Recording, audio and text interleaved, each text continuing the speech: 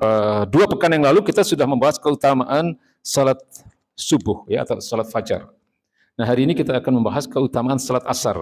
Jadi ada 2 salat ya yang dikhususkan oleh Allah dan Rasul-Nya ya yang memiliki keutamaan atau keistimewaan tersendiri, yaitu salat subuh atau salat fajar dan salat asar.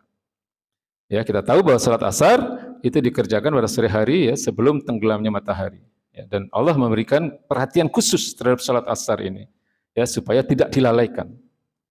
Ya, di dalam surat Al-Baqarah ayat 238 Allah Subhanahu wa taala berfirman, "Hafizu 'alas salawati was salatil wusta wa qumu lillahi qanitin." Ya, hafizu 'alas salawat. Peliharalah salawat. Salawat itu bentuk jamak dari salat. Peliharalah semua salat. Ya, kemudian Allah khususkan wassalatil wusta dan salat wusta. Wusta itu artinya pertengahan. Salat pertengahan. Sebagian ulama menafsirkan salatul wusta ini adalah salat subuh.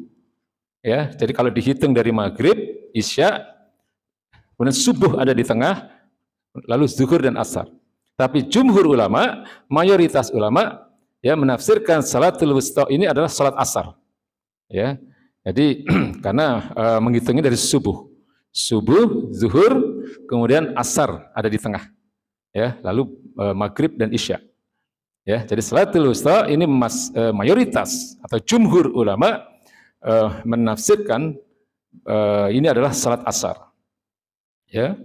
Wa qumu lillahi qanitin, dan laksanakanlah salat, ya, apakah itu salat asar ataupun seluruh salat 5 waktu itu, ya, lillah, hanya untuk Allah, qanitin. Qanitin itu secara bahasa maknanya bisa muti'in. Muti'in itu dengan penuh ketaatan, ya, atau bisa sakitin. Sakitin itu maksudnya diam. Ya, tetapi secara umum ya yang dimaksud dengan qanitin ini adalah khusyuk. Tegakkanlah salat ini dengan khusyuk. Kenapa ditafsirkan oleh para ulama maknanya juga bisa sakitin. Sakit itu artinya diam tadi kan. Sakata itu artinya diam. Sakit itu orang yang diam. Yang nggak ada hubungannya dengan sakit dalam bahasa Indonesia. Sakit itu artinya diam. Makanya orang yang sakit biasanya diam. Dia nggak banyak gerak ya. Nah, karena apa? Dulu, Pak, awal-awal perintah salat itu turun, ya, tidak ada larangan orang berbicara dalam salat. Ya. Orang bisa menjawab salam ketika ada orang yang masuk gitu ya. Ada ngobrol dan seterusnya, ya. Lalu kemudian turun ayat ini. Ya, di mana Allah katakan wa qumu lillahi qanitin. Ya, tegakkanlah salat itu dengan qanitin, secara khusyuk. Ya. Nah, mengenai keutamaan salat asar ini juga terdapat dalam hadis yang diriwayatkan oleh Abu Hurairah radhiyallahu an. Rasulullah SAW bersabda, ya, yata'aqabuna fikum malaikatu bil lail wa malaikatu bin nahar wa yajtami'una fi salatil fajr wa salatil asar. Ya, jadi di tengah-tengah kalian itu ada malaikat malam dan malaikat siang yang saling bergantian dan mereka berkumpul ya ketika salat subuh dan salat asar. Ya, jadi salat subuh dan salat asar itu waktunya para malaikat malam dan malaikat siang. Aplosan ya, aplos ya. Jadi artinya mereka berkumpul pada saat salat ketika waktu salat asar dan salat fajar, salat subuh. Tsumma ya'rujul ladina batu fikum. Kemudian malaikat yang bermalam di tengah-tengah kalian, ya, tsumma ya'rujul ladina batu fikum fayas'aluhum rabbuhum. Lalu kemudian Rabb mereka, maksudnya Allah Subhanahu wa taala bertanya kepada mereka, bertanya kepada para malaikat. Lalu kemudian Nabi menegaskan wa huwa a'lamu bihim. Ya, padahal sebenarnya Allah itu Maha tahu tentang mereka, tapi Allah bertanya kepada para malaikat itu. Kaifa taraktum ibadi? Ya, bagaimana kalian tinggalkan hamba-hambaku tadi? Bagaimana keadaan hamba-hambaku tadi ketika kalian tinggalkan? Ya. Kemudian para malaikat berkata, fayaquluna taraknahum wa hum yusalluna wa atainahum wa hum yusallun. Ya, mereka para malaikat tadi menjawab, kami meninggalkan mereka dalam keadaan salat dan kami datangi mereka juga dalam keadaan salat. Hadis riwayat Bukhari. Jadi ini hadis menggambarkan spesialnya ya, atau khususnya, istimewanya salat asar dan salat subuh atau salat fajar. Jadi kita diperintahkan secara khusus, hafizu, peliharalah, jagalah. Ya, maksudnya dijaga jamaahnya, ya, dijaga ketepatan waktunya, dijaga rukun dan syaratnya, ya. Jadi benar-benar diperhatikan, ya. Seluruh sholat itu, khususnya di dalam ayat ini dikatakan sholatul wusta, ya, yaitu sholat asar. Ya, di dalam hadis yang lain disebutkan Jarir bin Abdullah berkata, "Kunna yauman julusan 'indan Nabi sallallahu alaihi wasallam." Suatu hari kami duduk-duduk di sisi Nabi sallallahu alaihi wasallam. Iz nazara ilal qamar lailatul badr. Ya, tiba-tiba beliau melihat bulan purnama. Faqala, lalu beliau bersabda, "Amma innakum satarawna rabbakum kama tarawna hadzal qamar." Ya, lalu Nabi berkata, sungguh kalian nanti akan melihat Rabb kalian seperti kalian melihat bulan ini. Ya, baginda Nabi mengatakan, sungguh kita nanti orang-orang beriman itu akan menyaksikan, melihat Allah itu sejelas kita melihat bulan. Ya, la tudhamuna fi ru'yatihi. Ya, kalian tidak akan samar melihatnya. Ya. Fa in istata'tum an la tughlabu 'ala salati qabla tulu'is syamsi wa qabla ghurubiha.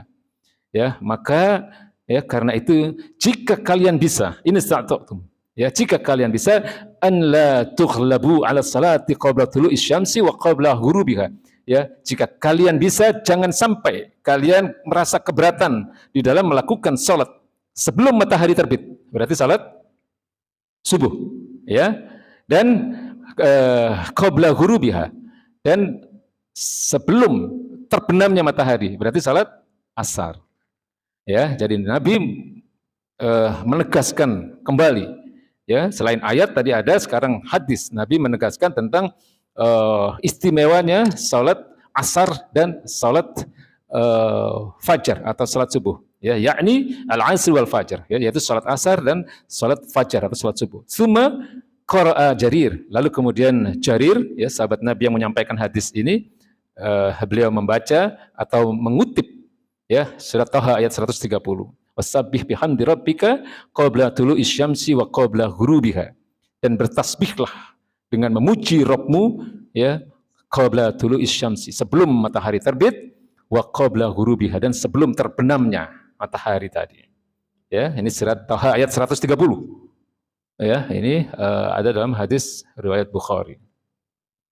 Ya, lalu ada hadis lain, Abu Musa al-Asy'ari, ya, sahabat Nabi yang mulia radhiyallahu an, beliau juga meriwayatkan sebuah hadis tentang keutamaan salat asar ini dan salat subuh.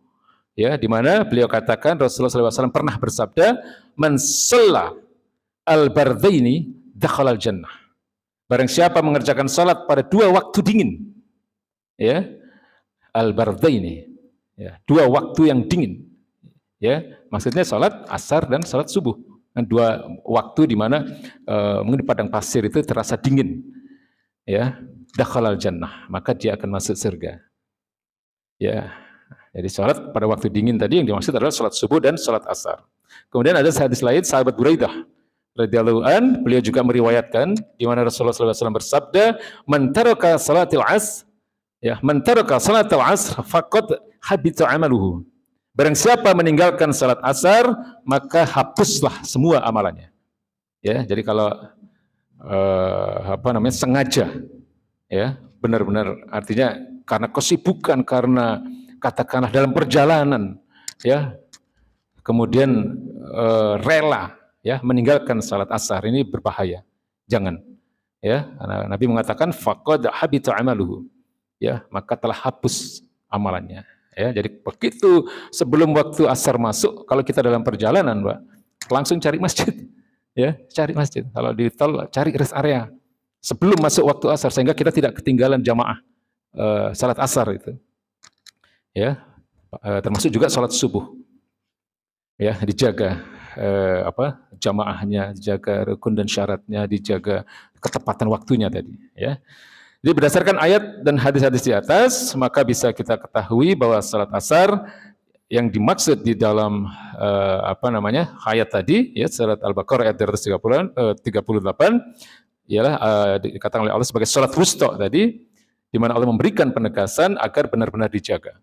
Ya, Rasulullah SAW menjadikan penjagaan terhadap salat asar ini, ya, dan juga salat subuh itu sebagai sebab masuknya seseorang ke dalam surga. Ya, dari baginda Nabi katakan kan, man shala al-bardaini dakhalal jannah.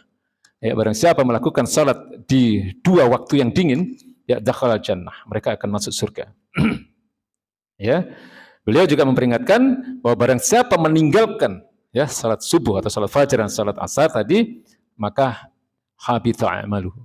Ya, hapus semua amalannya, sia-sia pahalanya. Ya, jadi keutamaan salat asar, menjaga salat asar itu bisa menjadi sebab masuk seseorang ke dalam surga, dan ancaman bagi orang-orang yang meninggalkan salat asar juga sudah disampaikan oleh baginda Nabi. Ya, saya kira ini hadis pertama yang kita bahas. Ya, saya kira jelas ya Pak ya. Salat asar dan salat subuh adalah dua salat yang dispesialkan, ya, secara khusus oleh Allah dan Rasulnya, karena para malaikat siang dan malaikat malam berkumpul pada dua waktu itu.